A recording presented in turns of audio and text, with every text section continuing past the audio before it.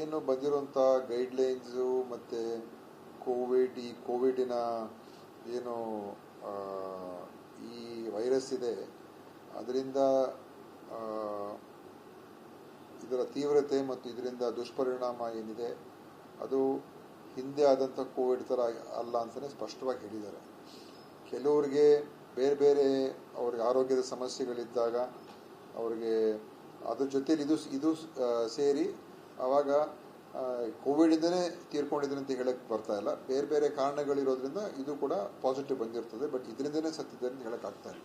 So ಕೇಂದ್ರ ಸರ್ಕಾರ ಕೂಡ ನಮ್ಗೆ ಅದೇ ಹೇಳಿರುವಂಥದ್ದು, ಮತ್ತು ಎಲ್ಲ ಎಕ್ಸ್ಪರ್ಟ್ಸ್ ಕೂಡ ಅವರು ಅದೇ ಹೇಳ್ತಾ ಇರುವಂಥದ್ದು, ಏನು ಒಂದು ಎಚ್ಚರಿಕೆಯನ್ನು ಇಟ್ಕೋಬೇಕು, ಇಲ್ಲ ಅಂತಲೇ ಹೇಳೋದಿಲ್ಲ.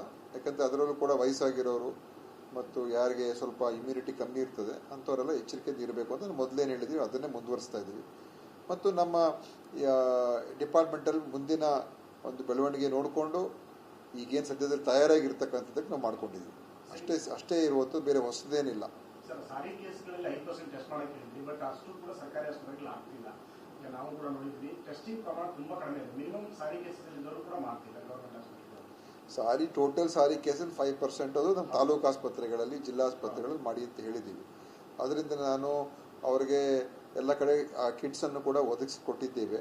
ಸೊ ಎಷ್ಟು ನೋಡ್ಕೊಂಡು ನಾನು ಇನ್ನೊಂದು ಸಲ ಪರಿಶೀಲನೆ ಮಾಡ್ತೀನಿ, ಎಷ್ಟು ಆಗಿದೆ, ಏನು ಕಮ್ಮಿ ಆಗಿದೆ ಇಲ್ವಾ ಅಂತ. ಆ ಥರ ಕಮ್ಮಿ ಏನಾದ್ರು ಮಾಡಿದ್ದಿದ್ರೆ ಖಂಡಿತ ನಾನು ಅವ್ರಿಗೆ ಹೇಳಿ ಅದನ್ನು ಹೆಚ್ಚು ಮಾಡೋದಕ್ಕೂ ಕೂಡ ಹೇಳ್ತೀನಿ, ಅದ್ರ ಬಗ್ಗೆ ಏನಿಲ್ಲ. ಆದರೆ ಮುಖ್ಯವಾಗಿ ಇರುವಂಥದ್ದು ಅಷ್ಟೇ, ಈಗ ಕೋವಿಡಲ್ಲಿ ನಮ್ಮ ದೇಶ ಒಂದೇ ಅಲ್ಲ, ವಿಶ್ವದಲ್ಲಿ ಎಲ್ಲ ಕಡೆ ಎಲ್ಲೆಲ್ಲಿ ಬಂದಿದೆ, ಇದು ಬಂದು ಒಂದೊಂದು ಸಂದರ್ಭದಲ್ಲಿ ಬರ್ತದೆ ಹೋಗ್ತದೆ ಅಂತಲೇ. ಯಾಕಂದರೆ ಇದು ಶಾಶ್ವತವಾಗಿರುವಂಥ ಒಂದು ವೈರಸ್ಸು. ಒಂದೊಂದು ಸಮಯದಲ್ಲಿ ಅದು ಹೆಚ್ಚಾಗ್ತದೆ ಮತ್ತೆ ಅದು ಕಮ್ಮಿ ಆಗ್ತದೆ. ಅಂದರೆ ಒಂದು ಸೈಕ್ಲಿಕಲ್, ಒಂದು ಹೆಚ್ಚಾಗುವಂಥದ್ದು ಕಮ್ಮಿ ಆಗುವಂಥದ್ದು. ಅದರಿಂದ ಇದರಲ್ಲಿ ನಾವು ಬೇರೆ ಇನ್ನೇನು ಹೊಸದಾಗಿ ಮಾಡುವಂಥದ್ದು ಏನಿಲ್ಲ ಸದ್ಯಕ್ಕೆ. ಮತ್ತು ವ್ಯಾಕ್ಸಿನ್ ಬಗ್ಗೆನೂ ಕೂಡ ಏನೂ ಸದ್ಯದಲ್ಲಿ ಏನೂ ಇಲ್ಲ. ನೋಡಿ, ಎಲ್ಲ ಏನು ಬಂದಿರುವಂಥ ಗೈಡ್ಲೈನ್ಸು ಮತ್ತು ಕೋವಿಡಿನ ಏನು ಈ ವೈರಸ್ ಇದೆ ಅದರಿಂದ ಇದರ ತೀವ್ರತೆ ಮತ್ತು ಇದರಿಂದ ದುಷ್ಪರಿಣಾಮ ಏನಿದೆ ಅದು ಹಿಂದೆ ಆದಂಥ ಕೋವಿಡ್ ಥರ ಅಲ್ಲ ಅಂತಲೇ ಸ್ಪಷ್ಟವಾಗಿ ಹೇಳಿದ್ದಾರೆ. ಕೆಲವರಿಗೆ ಬೇರೆ ಬೇರೆ ಅವ್ರಿಗೆ ಆರೋಗ್ಯದ ಸಮಸ್ಯೆಗಳಿದ್ದಾಗ ಅವ್ರಿಗೆ ಅದ್ರ ಜೊತೆಲಿ ಇದು ಸೇರಿ ಆವಾಗ ಕೋವಿಡಿಂದನೇ ತೀರ್ಕೊಂಡಿದ್ರೆ ಅಂತ ಹೇಳಕ್ಕೆ ಬರ್ತಾ ಇಲ್ಲ. ಬೇರೆ ಬೇರೆ ಕಾರಣಗಳಿರೋದ್ರಿಂದ ಇದು ಕೂಡ ಪಾಸಿಟಿವ್ ಬಂದಿರ್ತದೆ, ಬಟ್ ಇದರಿಂದನೇ ಸತ್ತಿದೆ ಅಂತ ಹೇಳೋಕ್ಕಾಗ್ತಾ ಇಲ್ಲ. ಸೊ ಕೇಂದ್ರ ಸರ್ಕಾರ ಕೂಡ ನಮ್ಗೆ ಅದೇ ಹೇಳಿರುವಂಥದ್ದು, ಮತ್ತು ಎಲ್ಲ ಎಕ್ಸ್ಪರ್ಟ್ಸ್ ಕೂಡ ಅವರು ಅದೇ ಹೇಳ್ತಾ ಇರುವಂಥದ್ದು, ಏನು ಒಂದು ಎಚ್ಚರಿಕೆಯನ್ನು ಇಟ್ಕೋಬೇಕು, ಇಲ್ಲ ಅಂತಲೇ ಹೇಳೋದಿಲ್ಲ. ಯಾಕಂದರೆ ಅದರಲ್ಲೂ ಕೂಡ ವಯಸ್ಸಾಗಿರೋರು ಮತ್ತು ಯಾರಿಗೆ ಸ್ವಲ್ಪ ಇಮ್ಯುನಿಟಿ ಕಮ್ಮಿ ಇರ್ತದೆ ಅಂಥವರೆಲ್ಲ ಎಚ್ಚರಿಕೆಯಿಂದ ಇರಬೇಕು ಅಂತ ಮೊದಲೇನು ಹೇಳಿದ್ವಿ ಅದನ್ನೇ ಮುಂದುವರಿಸ್ತಾ ಇದ್ದೀವಿ. ಮತ್ತು ನಮ್ಮ ಡಿಪಾರ್ಟ್ಮೆಂಟಲ್ಲಿ ಮುಂದಿನ ಒಂದು ಬೆಳವಣಿಗೆ ನೋಡಿಕೊಂಡು ಈಗೇನು ಸದ್ಯದಲ್ಲಿ ತಯಾರಾಗಿರ್ತಕ್ಕಂಥದ್ದಕ್ಕೆ ನಾವು ಮಾಡ್ಕೊಂಡಿದ್ದೀವಿ. ಅಷ್ಟೇ ಇರುವಂಥದ್ದು, ಬೇರೆ ಹೊಸದೇನಿಲ್ಲ. ಸರ್, ಸಾರಿ ಕೇಸ್ಗಳಲ್ಲಿ 5% ಟೆಸ್ಟ್ ಮಾಡಕ್ಕೆ ಹೇಳಿದ್ವಿ, ಬಟ್ ಅಷ್ಟು ಕೂಡ ಸರ್ಕಾರಿ ಆಸ್ಪತ್ರೆಗಳಲ್ಲಿ ಆಗ್ತಿಲ್ಲ. ಈಗ ನಾವು ಕೂಡ ನೋಡಿದ್ವಿ, ಟೆಸ್ಟಿಂಗ್ ಪ್ರಮಾಣ ತುಂಬಾ ಕಡಿಮೆ ಇದೆ. ಮಿನಿಮಮ್ ಸಾರಿ ಕೇಸಸ್ ಇದ್ದವರು ಕೂಡ ಮಾಡ್ತಿಲ್ಲ ಗವರ್ಮೆಂಟ್ ಆಸ್ಪತ್ರೆಗಳಲ್ಲಿ. ಟೋಟಲ್ ಸಾರಿ ಕೇಸಲ್ಲಿ 5% ಅದು ನಮ್ಮ ತಾಲೂಕು ಆಸ್ಪತ್ರೆಗಳಲ್ಲಿ, ಜಿಲ್ಲಾ ಆಸ್ಪತ್ರೆಗಳಲ್ಲಿ ಮಾಡಿ ಅಂತ ಹೇಳಿದ್ದೀವಿ. ಅದರಿಂದ ನಾನು ಅವರಿಗೆ ಎಲ್ಲ ಕಡೆ ಆ ಕಿಟ್ಸನ್ನು ಕೂಡ ಒದಗಿಸಿಕೊಟ್ಟಿದ್ದೇವೆ. ಸೊ ಎಷ್ಟು ನೋಡ್ಕೊಂಡು ನಾನು ಇನ್ನೊಂದು ಸಲ ಪರಿಶೀಲನೆ ಮಾಡ್ತೀನಿ, ಎಷ್ಟು ಆಗಿದೆ, ಏನು ಕಮ್ಮಿ ಆಗಿದೆ ಇಲ್ವಾ ಅಂತ. ಆ ಥರ ಕಮ್ಮಿ ಏನಾದ್ರು ಮಾಡಿದ್ದಿದ್ರೆ ಖಂಡಿತ ನಾನು ಅವ್ರಿಗೆ ಹೇಳಿ ಅದನ್ನು ಹೆಚ್ಚು ಮಾಡೋದಕ್ಕೂ ಕೂಡ ಹೇಳ್ತೀನಿ, ಅದ್ರ ಬಗ್ಗೆ ಏನಿಲ್ಲ. ಆದರೆ ಮುಖ್ಯವಾಗಿ ಇರುವಂಥದ್ದು ಅಷ್ಟೇ, ಈಗ ಕೋವಿಡಲ್ಲಿ ನಮ್ಮ ದೇಶ ಒಂದೇ ಅಲ್ಲ, ವಿಶ್ವದಲ್ಲಿ ಎಲ್ಲ ಕಡೆ ಎಲ್ಲೆಲ್ಲಿ ಬಂದಿದೆ, ಇದು ಬಂದು ಒಂದೊಂದು ಸಂದರ್ಭದಲ್ಲಿ ಬರ್ತದೆ ಹೋಗ್ತದೆ ಅಂತಲೇ. ಯಾಕಂದರೆ ಇದು ಶಾಶ್ವತವಾಗಿರುವಂಥ ಒಂದು ವೈರಸ್ಸು. ಒಂದೊಂದು ಸಮಯದಲ್ಲಿ ಅದು ಹೆಚ್ಚಾಗ್ತದೆ ಮತ್ತೆ ಅದು ಕಮ್ಮಿ ಆಗ್ತದೆ. ಅಂದರೆ ಒಂದು ಸೈಕ್ಲಿಕಲ್, ಒಂದು ಹೆಚ್ಚಾಗುವಂಥದ್ದು ಕಮ್ಮಿ ಆಗುವಂಥದ್ದು. ಅದರಿಂದ ಇದರಲ್ಲಿ ನಾವು ಬೇರೆ ಇನ್ನೇನು ಹೊಸದಾಗಿ ಮಾಡುವಂಥದ್ದು ಏನಿಲ್ಲ ಸದ್ಯಕ್ಕೆ. ಮತ್ತು ವ್ಯಾಕ್ಸಿನ್ ಬಗ್ಗೆನೂ ಕೂಡ ಏನೂ ಸದ್ಯದಲ್ಲಿ ಏನೂ ಇಲ್ಲ.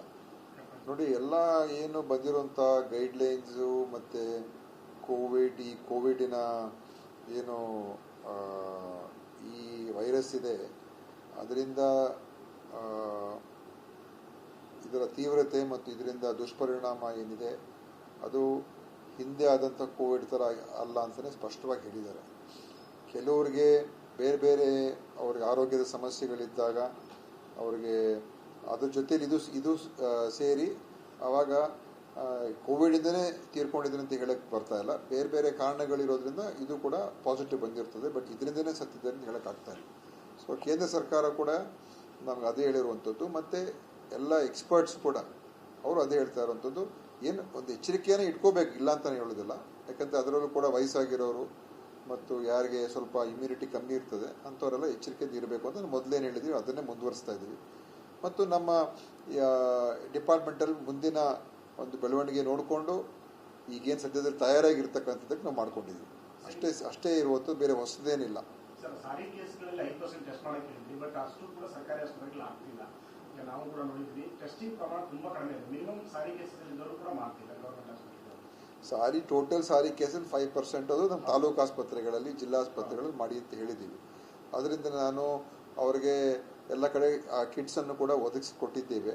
ಸೊ ಎಷ್ಟು ನೋಡ್ಕೊಂಡು ನಾನು ಇನ್ನೊಂದು ಪರಿಶೀಲನೆ ಮಾಡ್ತೀನಿ, ಎಷ್ಟು ಆಗಿದೆ, ಏನು ಕಮ್ಮಿ ಆಗಿದೆ ಇಲ್ವಾ ಅಂತ. ಆ ಥರ ಕಮ್ಮಿ ಏನಾದ್ರು ಮಾಡಿದ್ದಿದ್ರೆ ಖಂಡಿತ ನಾನು ಅವ್ರಿಗೆ ಹೇಳಿ ಅದನ್ನು ಹೆಚ್ಚು ಮಾಡೋದಕ್ಕೂ ಕೂಡ ಹೇಳ್ತೀನಿ, ಅದ್ರ ಬಗ್ಗೆ ಏನಿಲ್ಲ.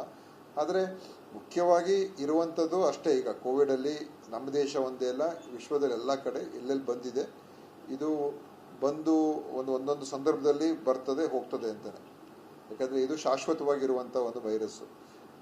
ಒಂದೊಂದು ಸಮಯದಲ್ಲಿ ಅದು ಹೆಚ್ಚಾಗ್ತದೆ ಮತ್ತು ಅದು ಕಮ್ಮಿ ಆಗ್ತದೆ. ಅಂದರೆ ಒಂದು ಸೈಕ್ಲಿಕಲ್, ಒಂದು ಹೆಚ್ಚಾಗುವಂಥದ್ದು ಕಮ್ಮಿ ಆಗುವಂಥದ್ದು. ಅದರಿಂದ ಇದರಲ್ಲಿ ನಾವು ಬೇರೆ ಇನ್ನೇನು ಹೊಸದಾಗಿ ಮಾಡುವಂಥದ್ದು ಏನಿಲ್ಲ ಸದ್ಯಕ್ಕೆ. ಮತ್ತು ವ್ಯಾಕ್ಸಿನ್ ಬಗ್ಗೆನೂ ಕೂಡ ಏನೂ ಸದ್ಯದಲ್ಲಿ ಏನೂ ಇಲ್ಲ.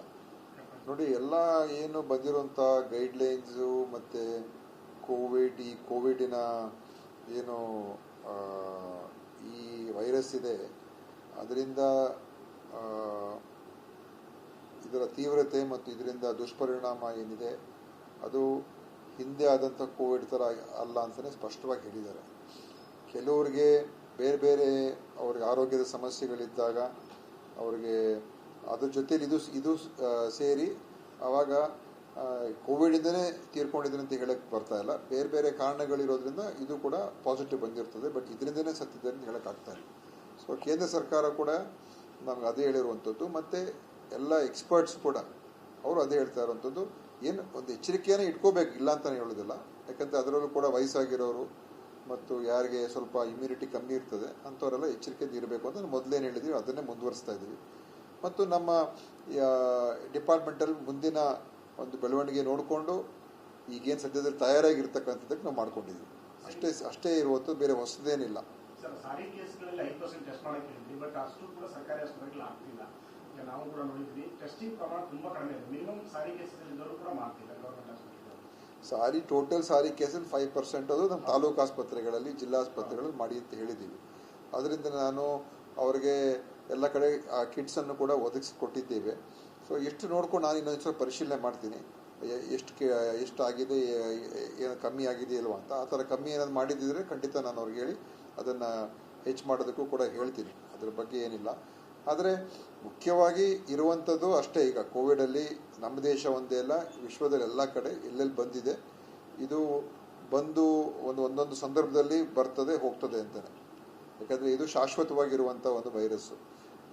ಒಂದೊಂದು ಸಮಯದಲ್ಲಿ ಅದು ಹೆಚ್ಚಾಗ್ತದೆ ಮತ್ತು ಅದು ಕಮ್ಮಿ ಆಗ್ತದೆ. ಅಂದರೆ ಒಂದು ಸೈಕ್ಲಿಕಲ್, ಒಂದು ಹೆಚ್ಚಾಗುವಂಥದ್ದು ಕಮ್ಮಿ ಆಗುವಂಥದ್ದು. ಅದರಿಂದ ಇದರಲ್ಲಿ ನಾವು ಬೇರೆ ಇನ್ನೇನು ಹೊಸದಾಗಿ ಮಾಡುವಂಥದ್ದು ಏನಿಲ್ಲ ಸದ್ಯಕ್ಕೆ. ಮತ್ತು ವ್ಯಾಕ್ಸಿನ್ ಬಗ್ಗೆನೂ ಕೂಡ ಏನೂ ಸದ್ಯದಲ್ಲಿ ಏನೂ ಇಲ್ಲ.